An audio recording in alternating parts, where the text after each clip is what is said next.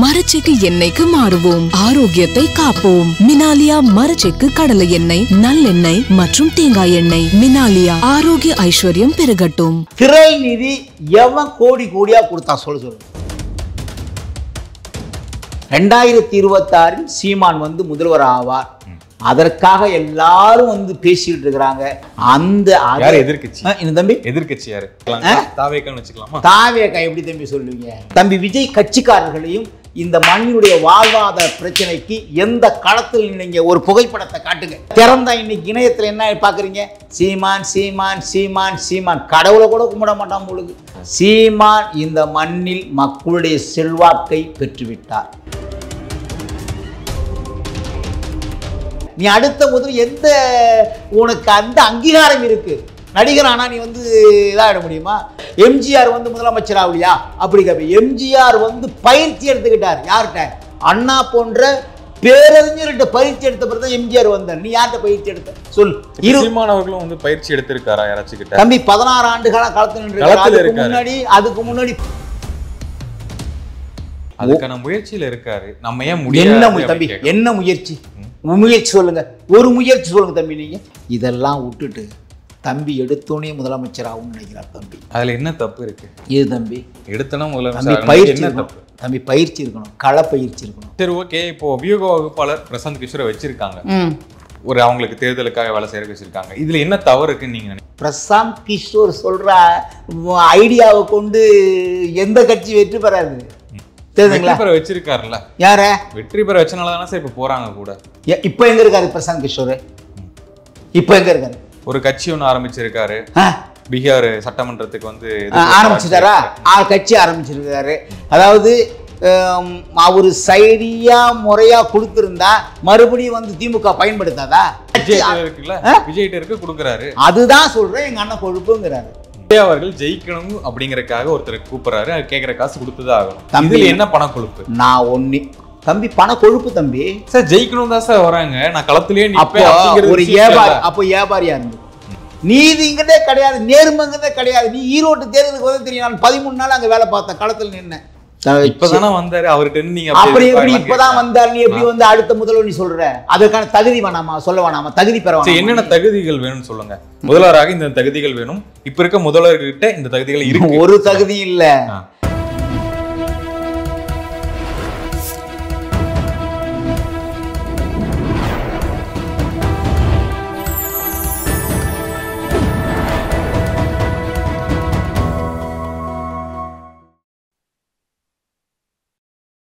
Channel 5 தமிழர்களுக்கு வணக்கம். இன்றைய நேர்காணலில் நம்முடன் இணைந்திருப்பவர் நாம் தமிழர் கட்சியின் மாநில கொள்கை பரப்பு செயலாளர் திரு இடிமுரசு அவர்கள். வணக்கம் சார். வணக்கம் தம்பி. விஜய் அவர்கள் வந்து பிரசாந்த் கிஷோர் அவருடன் வந்து ஒரு சந்திப்பு ஏற்பட்டதாகவும், அவர் வந்து இவருக்கு எந்தெந்த தொகுதியில் வந்து இவருக்கு வந்து ரசிகர் பட்டாளம் அதிகமாக இருக்காங்க அந்த டாஸ்க் வந்து கொடுத்துருக்காங்க. அதாவது இந்த தொகுதியில் நின்னீங்கன்னா ஜெயிக்கிறதுக்கான வாய்ப்பு இருக்கும், அதை வியூக வகுப்பு பண்ணித்தரக்காக வாய்ப்பு கொடுத்துருக்காங்க. ஒரு கட்சியில் வந்து 3 வியூக வகுப்பாளர்கள் இருக்காங்க அப்படின்னு ஒரு விமர்சனங்களாக எழுத நிலையில் சீமான் அவர்கள் இப்போ என்ன சொல்லியிருக்காரு அப்படின்னு பார்க்கும்போது, அவர் வந்து பண கொழுப்பில் பண்ணுறாரு விஜய் அப்படிங்கிற மாதிரி சொன்னாங்க.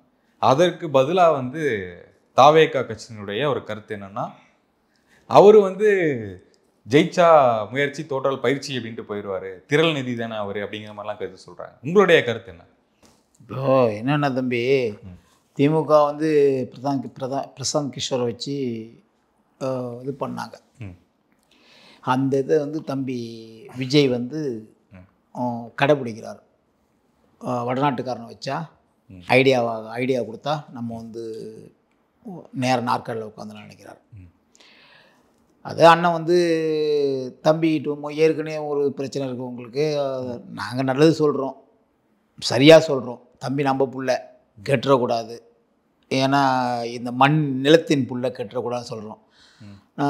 தம்பி நினைக்கிறதா வேறு மாதிரி நினைக்கிறாரு தம்பி விஜய். தம்பி சரி, அவருடைய ரசிகர்கள் சரி, எல்லாருமே வந்து நாங்கள் சொல்கிறதெல்லாம் என்னமோ, ஏன்னா நாங்கள் வேறு ஆளாக இருந்தால் அதை கண்டுக்க மாட்டோம், எப்படியாவது தொலைஞ்சு போடான்னு விட்ருவோம்.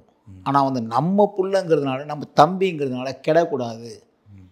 இப்போ பிரசாந்த் கிஷோர் அப்படின்னா அவன் என்னத்தை வந்து ஏதோ ஐடியா கொடுத்தா ஓகே ஆச்சு, இப்போ வந்து பணம் கொடுத்து ஆளை வச்சு அவனுடைய மூலத்தனத்தை வச்சு அவனுடைய அவன் சொல்கிறதெல்லாம் கேட்டு நீங்கள் எப்படி பண்ண முடியும் தம்பி?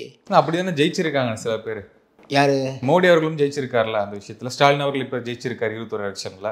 அதான் தம்பி, அதுதான் சொல்கிறேன். அது அப்படிலாம் சொன்னால் அவருடைய ஐடியா கொடுத்து வெற்றி பெற தம்பி. திமுக 50 ஆண்டுகால கட்சி உங்களுக்கு நினைக்கிறேன். மோடி வந்து பாஜக எப்போ ஆரம்பிச்சது, யாரெல்லாம் பிரதம மந்திரியாக இருந்தாங்க உங்களுக்கு தெரியுதுங்களா? ஒரு ஐடியாவுக்குள்ள நம்பிக்கை. இப்போ ஜோசியக்கார மாதிரி தான். இப்போ ஜோசியம் நம்பலையா, இது நடக்கும் இது நடக்கா அப்படின்னு நம்பலையா, அதே மாதிரி பிரசாந்த் கிஷோர் பண்ணுறாப்புல. அது தம்பி நம்புகிறாரு. ஆனால் அதற்கான தொகையை வந்து கணிசமான தொகையை கொடுக்கணும். இப்போது தேர்தல் களம்ங்கிறது தம்பி, தமிழ்நாட்டுடைய தேர்தல் உங்களுக்கு தெரியும்னு நினைக்கிறேன். இது சாதாரண களம் இல்லை. ஏன்னா நாங்கள் 13 ஆண்டு காலம் போராடுறோம். எத்தனை ஆண்டு காலம்? நேர்மையான கொள்கை, லட்சியம், இந்த மக்களுக்கு என்ன பண்ணணும் அப்படின்லாம் வச்சு 13 ஆண்டு காலம் நாங்கள் வந்து போராடிக்கிட்டு இருக்கிறோம். இன்னும் வந்து நாங்கள் வந்து இப்போ தான் வந்து 8.1% ஓட்டு வாங்கி இந்தியாவில் அங்கீகரிக்கப்பட்ட கட்சி ஆகணும். இதெல்லாம் விட்டுட்டு தம்பி எடுத்தோன்னே முதலமைச்சர் ஆகும்னு நினைக்கிறார் தம்பி. அதில் என்ன தப்பு இருக்குது? இது தம்பி எடுத்தோன்னா முதலமைச்சர் பயிற்சி இருக்கணும் தம்பி, பயிற்சி இருக்கணும், கள பயிற்சி இருக்கணும். சும்னாச்சு எடுத்தோன்னா முதல்ல அது நினைக்கிறதே தப்புன்னு சொல்கிறீங்களா? அது ஏன்? நான் என்ன சொல்கிறேன், முதல்ல வந்து படிங்க, அப்புறம் தேர்வு எழுதுங்க. அந்த தேர்வில் நீங்கள் வெற்றி பெறுங்களான்னு பார்ப்போம். அதுக்கப்புறம் வந்து நீங்கள் வந்து தேர்ச்சி பெற்று டிகிரி வாங்குறீங்களா இல்லையா, அரியர் வைக்கிறீங்களான்னு அப்புறம் முடிவு பண்ணுங்கள்.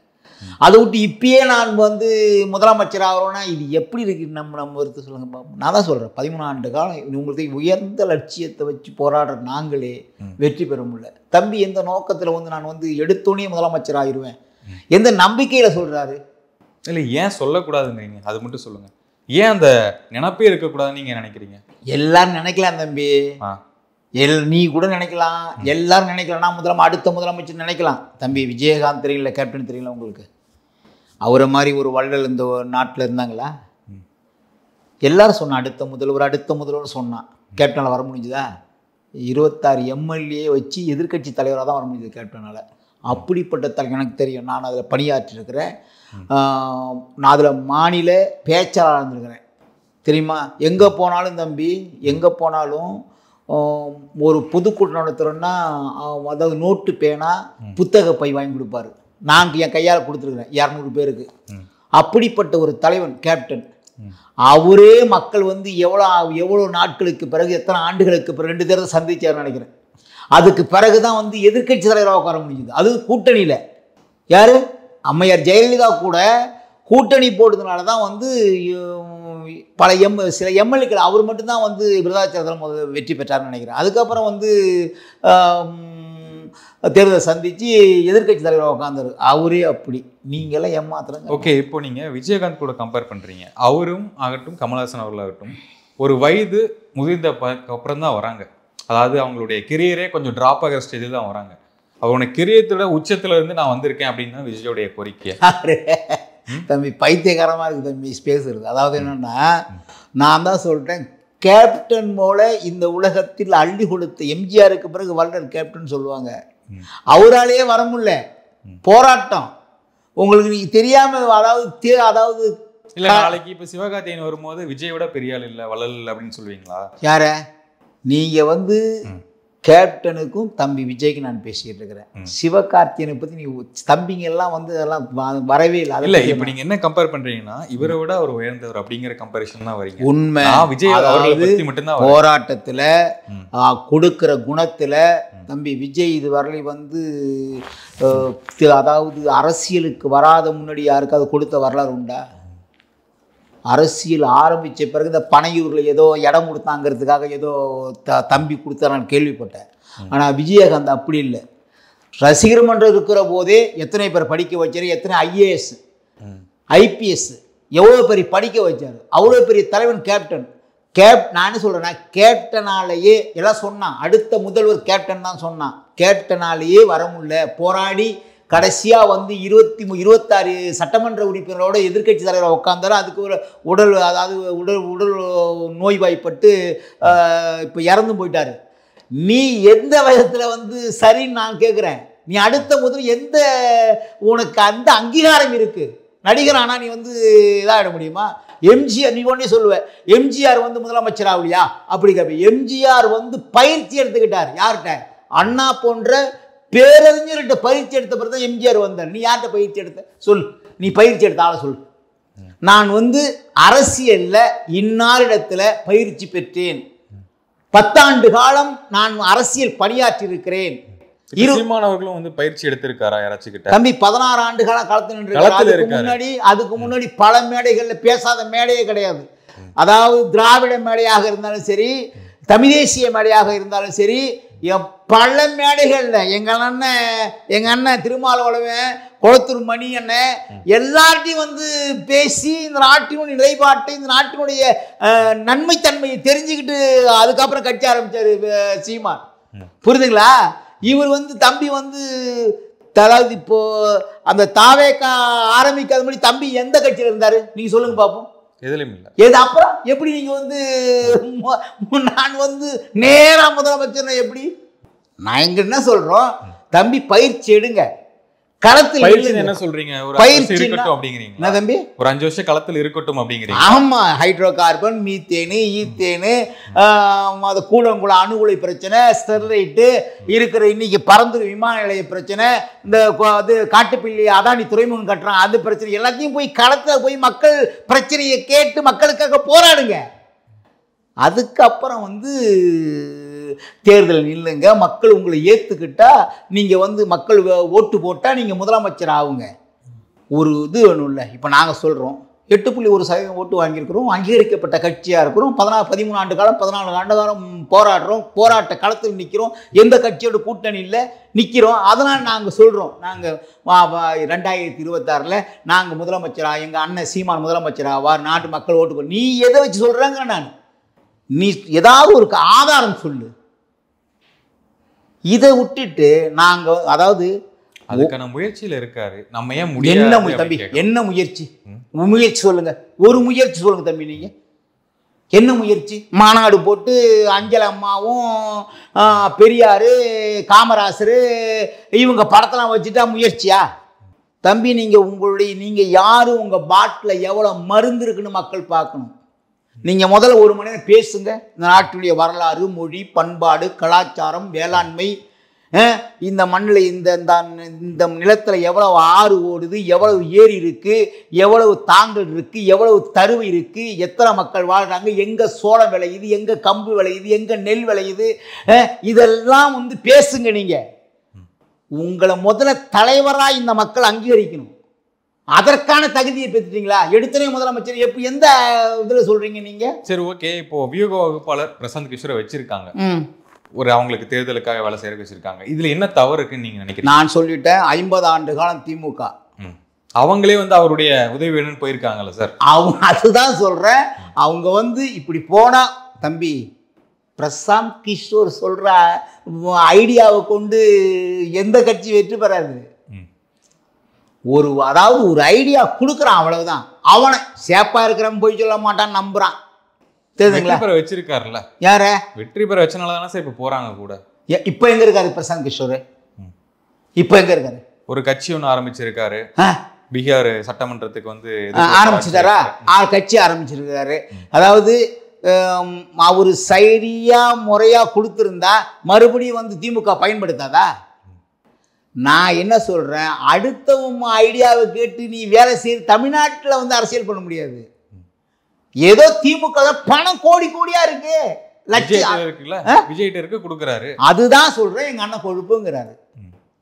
இப்ப வந்துட்டியா சார்? நீங்க இப்ப வந்துட்டியா? போ லைனுக்கு வந்துட்டியா? விஜய் அவர்கள் ஜெயிக்கணும் அப்படிங்கறதுக்காக ஒருத்தர் கூப்பிடுறாரு, கேட்கிற காசு கொடுத்துதான் ஆகணும். இதுல என்ன பணம் கொழுப்பு? நான் ஒண்ணு தம்பி, பண கொழுப்பு தம்பி. சார் ஜெயிக்கணும் தான் சார் வராங்க, நான் களத்திலேயே ஒரு வியாபாரி. அப்போ வியாபாரியா இருந்துக்கும், ஒரு பிசினஸ் மேன். இவ்வளவு மூலத்தனம் போட்டா இவ்வளவு லாபம் கிடைக்கும், அப்படிதான் ஐடியா பண்றேன். அப்ப டிஎம்கே அப்படிதான் சொல்றீங்களா? எல்லாமே திமுக மட்டும் எப்படி? திமுக அப்படிதான் இருக்கு. இப்போ கலைஞர் இருக்கும் போது கொஞ்சம் நீதி இருந்தது. ஐயா ஸ்டாலின் வந்து எல்லாம் செத்து போச்சு. நீதிங்கிறதே கிடையாது, நேர்மைங்கிறதே கிடையாது. நீ ஈரோட்டு தேர்தலுக்கு வந்து தெரியும், நான் 13 நாள் அங்கே வேலை பார்த்தேன், களத்தில் நின்னேன். ஒரு தேர்தல் பிரச்சாரம் கிடையாது, ஒரு பொதுக்கூட்டம் கிடையாது, ஒரு மக்கள்கிட்ட வந்து 4 ஆண்டு காலம் நாங்கள் வந்து இப்படி செஞ்சோம் அப்படின்னு எந்த வந்து இதுவும் கிடையாது, ஒன்றுமே கிடையாது. ஆனால் ஜெயிச்சிட்டாங்க. 5,000 ரூபா கொடுத்தாங்க, ஓட்டுக்கு 5,000 ரூபா கொடுத்தாங்க. நாங்கள் தேர்தல் காலத்தில் 13 பொதுக்கூட்டம் போட்டோம். 14 நாள் 13 அண்ணன் சீமான் பேசுகிறார், நாங்கள் பேசணும், தெரு தெருவாக போனோம், எங்கள் சின்னத்தை காட்டணும், வாகன பிரச்சாரம் பண்ணி. நீங்கள் அதெல்லாம் காட்டுங்க. பணம் அதே மாதிரி திமுக போல நம்ம வந்து பணத்தை கொடுத்து வெற்றி பெறலான்னா ஜனநாயகமா மக்களாட்சி தத்துவமானு எது கட்சி ஆரம்பிச்சுன்னு நான் கேட்குறேன். அப்போது உன்னை வந்து கொழுப்புன்னு சொல்ல வேறு எப்படி தம்பி சொல்லுவாங்க? ஒன்று ஆள் ஒருத்தன் சொல்கிறான், அதான் இப்போது ஓட்டுக்கு காசு தராங்க அப்படின்னா அவரை நீங்கள் பணக்கொழுப்புன்னு சொல்லிட்டு போகலாம். ஜெயிக்கணும், எனக்கு இந்த வியூக வகுப்பாளர் வேணும் அப்படிங்கிறது தான் தம்பி. அதுதான் தம்பி. இது என்கிட்ட பணம் இருக்குது, பிரசாந்த் கிஷோரை வைக்கிற அளவுக்கு ஐடியா சொல்கிறதுக்கு வைக்கிறான்னு நீ அவனுக்கு எவ்வளோ பணம் கொடுக்கணும், அப்போ மக்களுக்கு எவ்வளோ? அது மாத்திரம் இல்லை, அடுத்த முதல்ல எந்த ஐடியா நான் சொல்லிட்டேன், ஏதாவது ஒன்று சொல்லு. நான் இத்தனை ஆண்டு காலம் இந்த மண்ணிலே போராடி இருக்கிறேன், கொடி பிடிச்சிருக்கிறேன். இப்பதானே வந்தாரு அவர்கிட்ட நீங்க அப்படி எப்படி இப்பதான் வந்தாரு நீ எப்படி வந்து அடுத்த முதல்வர் நீ சொல்ற? அதற்கான தகுதி வேணாமா? சொல்ல வேணாமா? தகுதி பெற வேணாமா? என்னென்ன தகுதிகள் வேணும்னு சொல்லுங்க. முதல்வராக இந்த தகுதிகள் வேணும், இப்ப இருக்க முதல்வர்கிட்ட இந்த தகுதிகள் இருக்கு. ஒரு தகுதி இல்ல, மக்களுடைய வாழ்வாதார பிரச்சனைக்கு போராடணும், முதல் தகுதி. தெரியுதா? இப்போ வந்து சென்னையில வந்து இருக்கிற மக்களை, பூர்வகுடி மக்களை இங்க இருந்து செம்மஞ்சேரி, கல்குட்டை அப்படின்னு ராத்திரி திமுக அரசு வந்து அப்புறப்படுத்தியது. போராடினியா? நாங்கள் போராடணும், எங்கள் அண்ணன் சீமான் போராடினார். ஏதாவது ஒரு போராட்டம் சொல்லு. போராடாமல் நீ எப்படி தலைவன் சொல்ல முடியும்? போராடினால்தான் தலைவன். நீ மக்களுக்கு போராடினால்தான் தலைவன். அப்போ நீ தலைவனே கிடையாது. நான் என்ன சொல்கிறேன் தம்பிக்கிட்ட, நான் தயவாக சொல்கிறது, நீ போராடுங்க தம்பி, போராட்டி வாங்க. நீங்கள் எடுத்துற முதல்வர் சொல்ல, நாங்கள் தான் சொல்கிறோம், எங்கள் அண்ணன் சீமானா சொல்கிறாரு, நீ எடுத்துற முதலமைச்சர் சொல்லாத, அதற்கான தகுதியை வளர்த்துக்க, நீ அடுத்த முதல்வர் சொல்லாத அப்படிங்கிறது. அது நாங்கள் சொன்னால் வந்து சீமான் வந்து யாரு சொல்லணும்னு நினைக்கிறீங்க? என்ன தம்பி இவருக்கு இந்த தகுதி இருக்குன்னு யாரு சொல்லணும்னு நினைக்கிறீங்க? மக்கள் சொல்லணும் தம்பி, மக்கள் சொல்லணும். அதாவது ரசிகர் வந்து நான் சொல்லிட்டேன் ஏற்கனவே உங்கள்ட்ட சொன்னேன், விஜயகாந்த் ரசிகர் மன்றம் இருந்தது, அதை வந்து கட்சி ஆக்கினார். நீ அதே மாதிரி ரசிகர் மன்றம் இருந்திருக்கு, கட்சி ஆக்கியிருக்கு. ரைட்டா? சின்ன சின்ன தம்பிங்க இருக்கிறாங்க, கட்சி ஆக்கியிருக்கிறீங்க. நீங்கள் ரசிகரமாக கட்சி ஆரம்பித்த பிறகு இந்த நாட்டில் போராட்ட களத்தில் நிற்கணும், மக்களுடைய வாழ்வாதார பிரச்சனைக்கு போராடணும், மக்கள் எங்கே பாதிக்கப்படுறாங்களோ அங்கே போராடணும். நீங்கள் இப்போ எத்தனையோ போராட்டம் இருக்குது, எவ்வளோ இந்த நாட்டில் இன்றைக்கி இருக்கிற நிலைப்பாட்டில் எல்லாமே கெட்டு போச்சு. மாசுக்கு அதாவது இருக்கிற சுற்றுச்சூழல் கெட்டு போச்சு, மழையை உடைச்சிட்டான், ஆற்று மண் அள்ளிட்டான், அதாவது இருக்கிற மணல் வந்து தீர்ந்து போச்சுன்னு இருக்கிற மழையை உடைச்சி அதை வந்து தூளாக்குறான். எவ்வளோ பிரச்சனை இருக்குது. போராடுங்க, முதல்ல போராட்டி மக்களுக்கு வந்து வாழ்வாதாரத்தை பெருக்கி கொடுங்க, அப்புறம் தேர்தல் நின்னுங்க. உங்களுக்கு நல்ல தலைவன்னா மக்கள் வந்து உங்களுக்கு ஓட்டு போட்டு நீங்கள் முதலமைச்சராக வாங்க, நாங்கள் சந்தோஷம் ஏற்றுக்கிறோம். தெரியுங்களா? அதனால் வந்து அவர் வந்து யாரோ ஒரு தம்பி பேசிக்கலான்னா, அவர் வந்து திருநிதி வந்து அவர் பேசுவார், அதாவது பயிற்சி, ஆமாம் அப்படின்னு சொல்லிருக்காங்க தம்பி. நான் என்ன சொல்கிறேன், உண்மையிலேயே நீங்கள் வாங்க, நாங்கள் இன்னும் அப்பிடம் தான் சொல்கிறோம், வாங்க களத்தில் நில்லுங்க. ஆனால் சீமானனை பற்றி பேசுறதுக்கு இந்த நாட்டில் எவனுக்குமே தகுதி கிடையாது. யாருமே பேசக்கூடாது, தகுதி இல்லைங்கிற, பேசக்கூடாது. இல்ல அவரு பேசுறாரு. யாரு? அவரு வந்து இந்த மண்ணுடைய அந்த மண்ணுக்காக வந்து 24 மணி நேரம் நிற்கிறார் தம்பி. நான் திமுகவில் இருந்தவன். இது என்ன சார்? எங்க அப்பா அவர் எல்லாத்தையும் தம்பி, எங்க அப்பா திராவிட முன்னேற்ற கழகம், நான் திராவிட முன்னேற்ற கழகம் 10 ஆண்டு காலம். நான் காட்டு ஸ்பிரிட் சட்டை கைட்டு காட்டா போலீஸ்காரன் அடி வாங்கினது, அப்படிலாம் திமுக உழைச்சிருக்கிறேன். நீங்க ஒண்ணுமே இந்த மக்களுக்கு எதுவுமே பண்ணல அப்படிங்கிற போது தான் அது மாதம் 1,75,000 பேர் ஈழத்தில் சாகடிச்சிங்கிறத தான் நாங்கள் வந்து வேற கட்சி ஆரம்பித்தோம். அதை வச்சு தான் இன்னைக்கு சீமான் வந்து போகிற போதே படிப்பார். நீங்கள் பார்க்கலாம், மகிழ்ந்தில் போகிற போதே படிப்பார், வர்ற போது படிப்பார். அதாவது தினமும் போராட்டம், தினமும் ஆர்ப்பாட்டம், மக்களுடைய வாழ்வாதார பிரச்சனை களத்தில் நிற்கிறார். தெரியுதுங்களா? நீங்கள் பண்ணுற திமுக இந்த 50 ஆண்டு காலம் செய்த அதாவது கெட்டதை வந்து தினமும் சொல்லிக்கிட்டு இருக்காரு.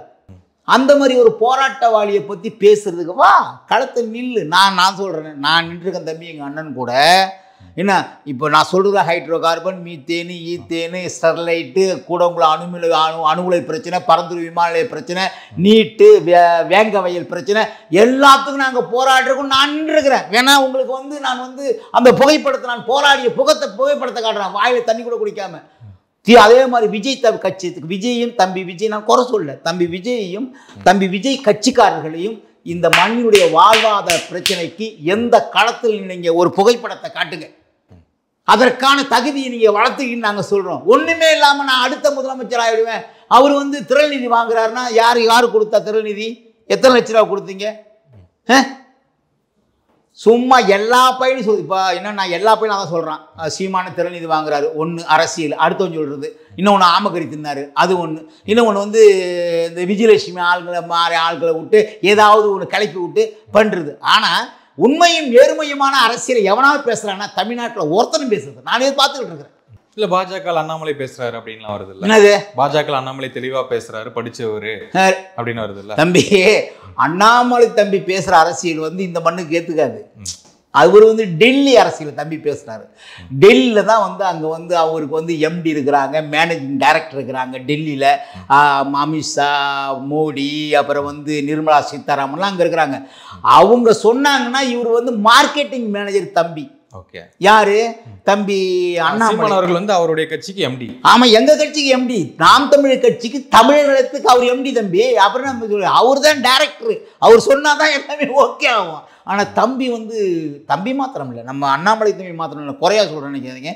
தம்பி அண்ணாமலை மாத்திரம் இல்லை, இருக்கிற எச் ராஜாவா இருக்கட்டும், அப்புறம் வந்து தமிழிசை இருக்கு, யாரா இருந்தாலும் சுயமாக ஒரு முடிவெடுத்து உடனே அறிவிக்க முடியாது. இப்ப தேசிய கட்சியில சார் அதான் சொல்றேன், அதுதான் சொல்றேன். என்னிடத்துக்கான ஒரு கட்சி நாம் தமிழர் கட்சி. நாங்கள் வந்து 13 ஆண்டு காலமாக வாழ்வாதார பிரச்சனைக்கு போராடிக்கிட்டு இருக்கோம். நாங்கள் சுயமாக முடியும்.